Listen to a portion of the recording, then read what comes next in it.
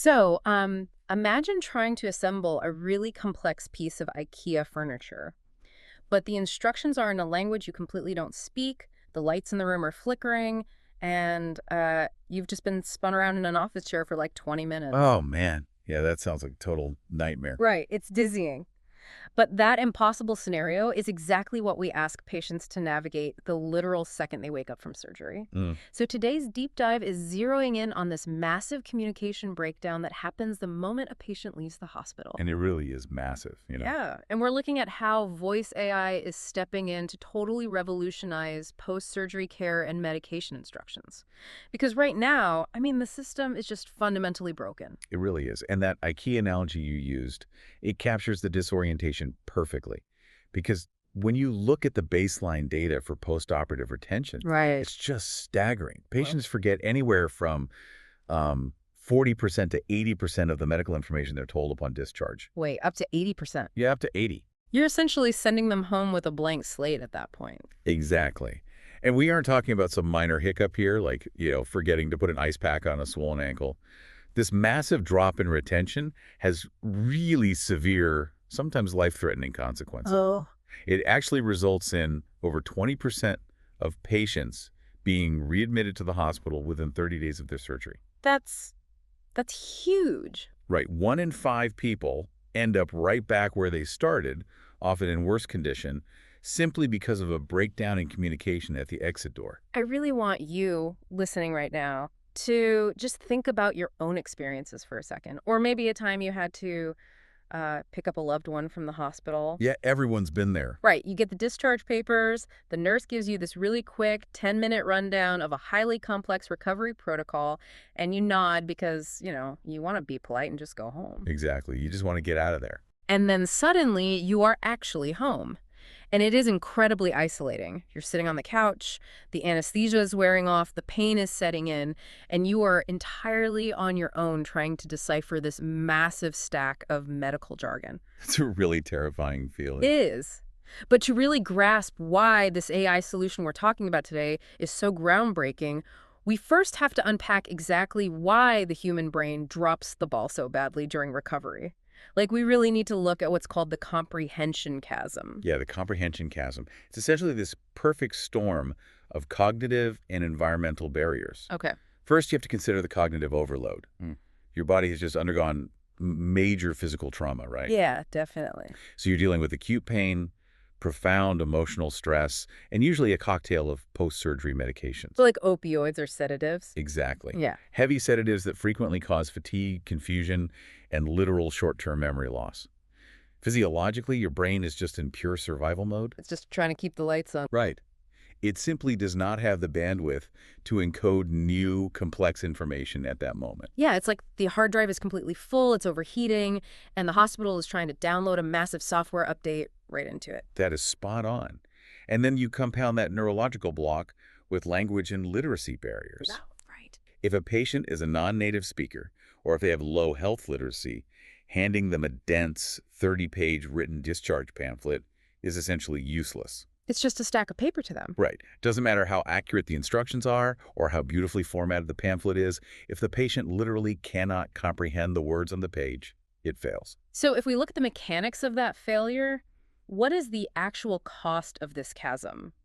Because at scale, across the entire healthcare system, this has to be devastating. Oh, it's astronomical. When we look at the financial and systemic toll of non-adherence. Meaning, like, patients failing to take their medications properly? Exactly. Failing to take meds or failing to follow physical recovery protocols. The Centers for Medicare and Medicaid Services estimates this contributes to nearly $290 billion in avoidable healthcare costs annually. Wait, 290 billion just from people not understanding what to do at home. Yes, $290 billion. And on a more granular per-patient level, the reality is pretty grim. How so? Well, when someone is confused, they basically do one of two things. They either make catastrophic mistakes that lead to a readmission, which costs the hospital upwards of $15,000 per case, Wow. or they constantly call the hospital for clarification. They call the ward at 2 in the morning asking if they can take a Tylenol. and this leads to massive nurse overload. Okay, let me push back on this a little bit, though. Yeah. Because if this is a $290 billion problem and readmissions are costing 15 grand a pop, why don't hospitals just fix the root cause? Like, give patients better written, simpler pamphlets. Or, better yet, why not just have a nurse call every single patient the morning after they get home to check in and walk them through it? No, it's a highly logical question, and it's honestly what hospitals have tried to do for decades. Right. But it comes down to scale and human limitations. If you mandate that nurses call every single discharged patient, you're pulling those highly trained professionals away from the patients currently in beds who need immediate critical care. Oh, I see. Yeah, you're asking an ICU nurse to step away from a crashing patient just to answer a phone call about wound dressings. Which, obviously, you can't do. Exactly. It leads directly to severe staff burnout and dangerous delays in care across the board.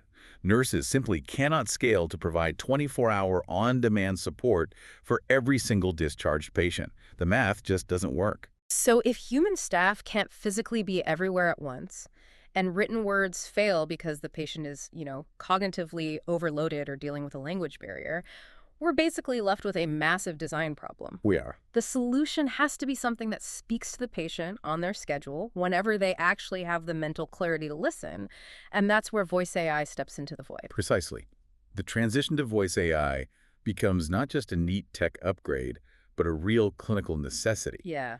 Systems like Cabot's AI voice agent act as a scalable bridge over that comprehension chasm we just talked about. It's almost like having a personalized medical tutor in your pocket who never gets annoyed, right? Like no matter how many times you ask them to repeat the wound care instructions at 3 a.m. Exactly. And frankly, that never gets annoyed part feels huge to me. If I have to ask a human nurse the same question 3 times, I feel guilty. I feel like a total burden. And that psychological relief is a massive factor. Hmm. Let's really break down why this specific type of voice AI works, where human follow-ups and pamphlets fail. Okay, let's do it. First, it offers replayable audio. If you forget a step, you just ask again, totally guilt-free. Love that.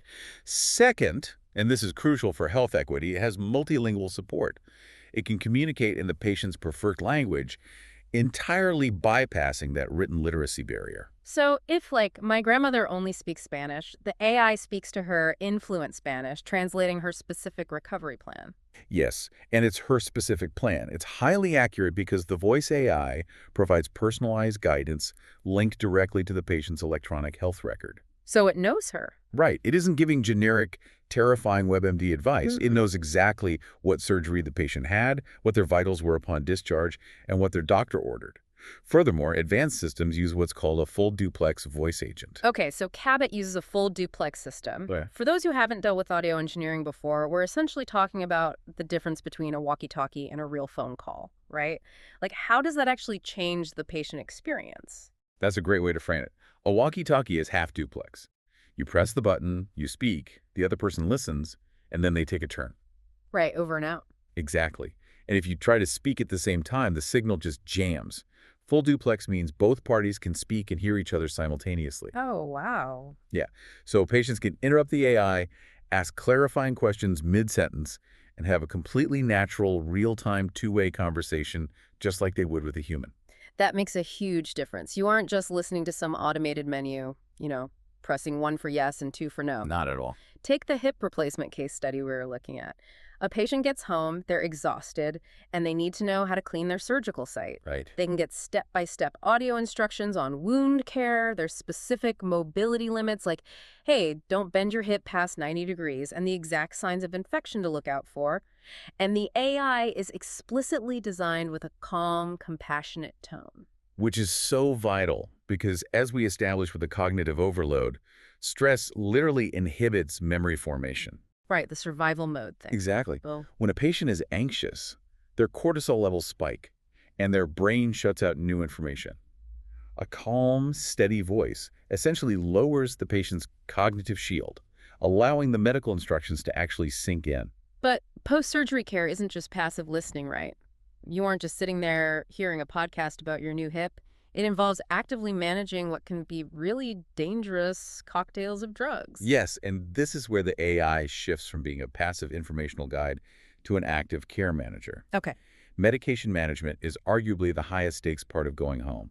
The AI features timed reminders, so the patient gets a vocal notification exactly when a pill is due, but it actually goes a step further with voice-confirmed intake. Oh, I really like that. It's like a self-checking mechanism. Exactly. The AI says, it's time for your medication, and the patient has to vocally confirm, I have taken it. Okay, forcing them to say it out loud. Right. It forces the patient to be mindful in that exact moment.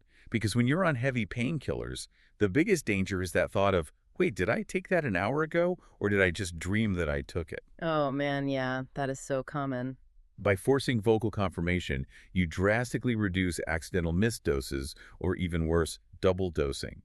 The AI also explains the specific side effects of each drug in real time, so the patient knows what is normal and what is a red flag. The heart surgery example perfectly illustrates this, I think. After heart surgery, a patient is usually dealing with polypharmacy, Yes, very common. basically taking multiple different medications at the same time with highly specific schedules. And the AI checks for potential drug interactions and contraindications. Exactly. It acts as a safety net. Like you might have a blood thinner you take at 8 a.m., a painkiller every 4 hours, and a blood pressure medication at noon. And the AI manages that incredibly complex schedule, making sure you don't take two things that will, dangerously drop your blood pressure. And while it's managing the input of medications, it's also managing the output of symptoms. How does it do that? The AI conducts 24/7 daily check-ins. It asks the patient really simple questions about how they feel. Okay. If a patient mentions redness around the incision, or increased swelling, or pain that is suddenly spiking from a 4 to an 8, the AI acts as a triage system. It immediately flags those responses as potential early signs of infection or a blood clot. Okay, wait, let's pause on that. I really have to push back here because this sounds risky to me. Go ahead. What if the AI just misunderstands someone? Like an AI is acting as a psychiatric and medical triage nurse. Yes. How accurately can a machine really differentiate between someone who is having a severe medical emergency and someone who is just crying because they, I don't know, dropped their phone while they're on heavy pain meds? Does the robot just keep giving them automated cheery responses while they're having a full-blown panic attack? That is the exact concern clinicians have, and it's a very fair one. It's why developers integrated a feature called emotion-aware escalations. The motion-aware escalations. Right. The AI is analyzing not just the transcript of what the patient says, but the acoustic properties of how they say it. Wow, really? Yeah, it measures vocal pitch, cadence, and tremor. If the system detects acute anxiety, distress, or frustration in the patient's voice, it stops the automated flow instantly. Oh, that's smart. It doesn't try to solve a panic attack with an algorithm. It immediately escalates the conversation, routing the call directly to a human healthcare provider. That is fascinating. It basically knows when it's out of its depth. Exactly. It essentially says, okay, this isn't a math problem anymore. This is a human problem. Let me get you a real nurse right now. It reserves the profound human empathy and complex, nuanced problem solving for the moments that actually require it, which totally protects the nurse's time and ensures the patient is genuinely safe. I mean, I am marveling at this seamless handoff, but logistically, it raises a really important question about data. How does the hospital's computer system actually keep up with all these AI conversations? Like, if this AI is talking to hundreds of patients all day, logging every pill they take and every symptom they have, doesn't that just create this disorganized, massive avalanche of data for the doctors to sort through? It absolutely would, if not for the back-end clinical workflows. Yeah. The crucial piece of infrastructure here is FHIR standards. FHIR. Yeah, FHIR. It stands for Fast Healthcare Interoperability Resources. Okay. It's basically the universal language that allows different, really complex healthcare software to talk to each other safely and securely. Got it. Because it uses this standard, the voice AI syncs directly with the hospital's electronic health record system. So all of the patient's responses, their confirmed medication intakes, their daily symptom reports, they aren't just dumped into some massive email. Right. They are automatically formatted, categorized, and logged as structured clinical notes right in the patient's official file. So it's essentially a smart filter for the hospital. Exactly. It handles all the routine noise, the can I shower yet questions, the what time is my pill questions. It translates the patient's living room updates into actual usable clinical data, and it only passes the real red alerts to the nurse's station. You've got it perfectly. So you're telling me a conversational AI can actually move the needle on a $290 billion problem? Like, what does that actually look like in practice? So the return on investment is frankly dramatic. When you compare traditional post-surgery care to voice AI methods, Yeah. readmission rates, which usually sit between 20 and 30%, drop to 10 to 15%. Wow. That is a 30 to 60% decrease in patients bouncing back to the hospital. That is thousands of people who get to just stay home and heal comfortably. Furthermore, routine nurse call volume is reduced by 50 to 70%. That's massive for burnout. It's huge. And the financial impact. Because you are catching complications early and avoiding those catastrophic emergency room visits, the cost per case plummets from over $15,000 down to approximately $2,000. That is a wild drop. And simultaneously, it raises HCA-HPS scores. Those are the metrics used to measure patient satisfaction. Patients actually prefer this because they feel supported around the clock. So it's cheaper, it's safer, and patients like it better. Yep. But integrating AI into a legacy hospital system isn't just, a quick IT update. It's like trying to change the engine on an airplane while it's in mid-flight. Oh, absolutely. You can't afford a single second of downtime because lives are literally on the line. So how do they actually sequence this rollout in the real world? Well, you certainly don't just flip a switch for the whole hospital overnight. Right. You start with highly controlled pilot programs targeting high-risk surgeries, like orthopedic or cardiovascular procedures, Why those specifically? because that's where readmission rates are historically the highest. You have to prove the concept where the need is greatest. Right. Find the biggest leaks in the boat and plug those first. Exactly.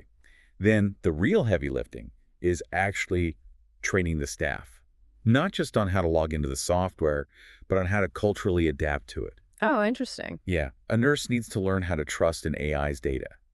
They need to know how to handle false positives when the AI flags a patient for emotional distress, quickly verifying if it's a medical emergency or just, post-operative blues. And I imagine the biggest hurdle might actually be the patient themselves. You can't just spring this on a 75-year-old patient once they get home and expect them to comfortably chat with a robot about their bowel movements. No, absolutely not. Patient onboarding is make or break here. Patients need to be educated on the tool before they are discharged, like while they are still in the hospital bed. Okay, so they get to practice. Exactly. They need to practice talking to it, understand what its capabilities are, and fundamentally understand that it is a secure, direct extension of their doctor's care plan. It's not a replacement for their doctor. Which is such an important distinction. While saving money and drastically reducing nurse burnout is a massive win for healthcare leaders, the ultimate goal here is saving lives, right? Always. It's about predicting problems before they even happen, which really brings us to where this is all heading next. Yeah, we are moving rapidly beyond just having an AI that you talk to on your phone. The next phase is the integration of voice AI with wearable health monitoring devices. Okay, so we're talking about smartwatches, continuous glucose monitors, wearable EKG patches, things like that. Yes. When you combine continuous invisible biometric data from wearables with the conversational and analytical power of voice AI, you shift the entire paradigm of medicine. House. We move from reactive monitoring, which is basically waiting for the patient to feel sick and call, to proactive predictive analytics. The system will actually adjust care protocols before a complication even arises. Man, think about this for a second. We are rapidly approaching a moment where the most intimate, life-saving care we receive doesn't come from a human holding our hand, but from a machine cross-referencing our heart rate with the subtle tremor in our voice. It's wild to think about. It really is. It begs a pretty profound question for you to mull over. When AI becomes more patient, more available, and more observant than any human doctor could ever be, will we actually start to prefer the machine? Until next time, keep digging deeper. Thank you so much for joining us, and take care.